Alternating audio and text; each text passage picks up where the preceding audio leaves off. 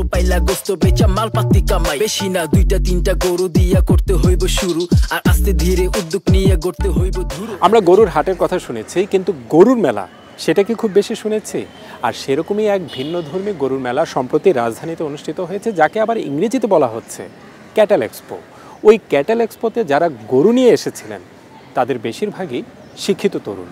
শিক্ষিত তরুণদের অংশগ্রহণে এই মেলায় এমন কিছু মজার মজার দৃশ্য আমাদের ক্যামেরায় ধরা পড়েছে যা হয়তো আপনি আগে কখনোই দেখেননি।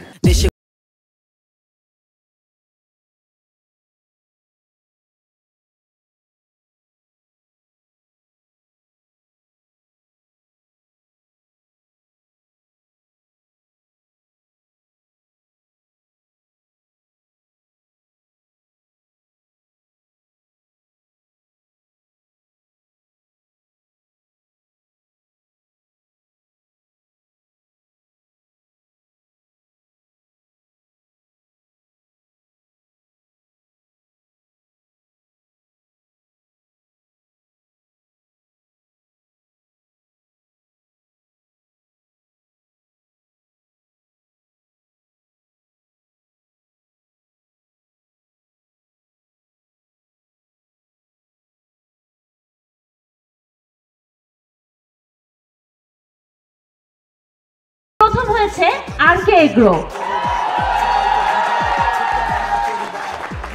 বেসিক্যালি এটা হচ্ছে একটা প্ল্যাটফর্ম তৈরি করে দেওয়া, যেখানে তারা নিজের গরু প্রদর্শন করতে পারবেন। ওনারা চাইলে এখানে ওনাদের গরুর র্যাম শোয়ের মাধ্যমে ওনাদেরকে প্রাইজিং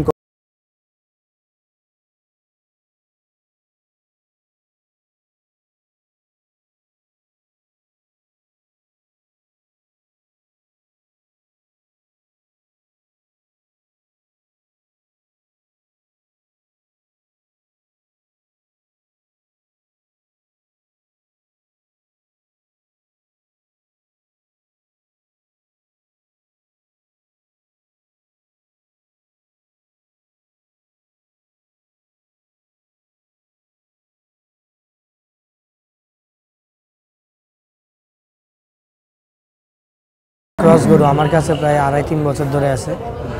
তোকে আমরা বাইরের থেকে আনছিলাম।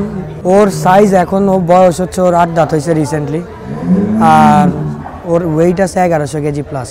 হাজারো স্বপ্ন দেখে আমার এই দুই নয়ন, গবাদি পশু পালনে হবে দেশের উন্নয়ন। আরেকটি গরু নিয়ে সবার আগ্রহের কারণটি ছিল এরকম যে ওই গরু উচ্চতায় যত ছোট, স্বাস্থ্যের দিক থেকে ঠিক তত বড়। এটা মূলত আমেরিকার টেক্সাসের একটা জাত, এর নাম হলো ডেক্সটার। এটার হাইটটা কম এবং গোশের পার্সেন্টেজ এটা অনেক বেশি এবং গ্রোথ পার্সেন্টেজও ভালো। জায়গা জমি রাখা যাবেন বিদেশে, বিদেশ গিয়া হতাশ হইয়া ফিরা আইবেন স্বদেশে। ক্যাটেল এক্সপোতে নানা ধরনের গরুই যে কেবল দেখার মতো ছিল তা নয়, বরং শিক্ষিত তরুণ খামারিদের স্টাইলও ছিল দেখার মতো। আমি দেশে থেকে দেশের জন্য কিছু করতে চাই। যুবকরা যদি এই সেক্টরে এগিয়ে আসে, আমি মনে করি যে আসলে আমাদের দেশের জন্য এটা ভালো এবং সমাজের যে বেকারত্ব এটা অনেকাংশেই দূর হয়ে যাবে। দেখা গেছে কোন গরুরে কখন ভ্যাকসিন দেওয়া লাগে বা কিভাবে খাওয়ানো লাগে, আসলে এই ব্যাপারগুলো আসলে অনেকেই জানে না। তো এই জিনিসগুলো নিয়ে আপনার একটু গবেষণা থাকলে বা একটু পড়ালেখা থাকলে জিনিসটা ভালো হয়।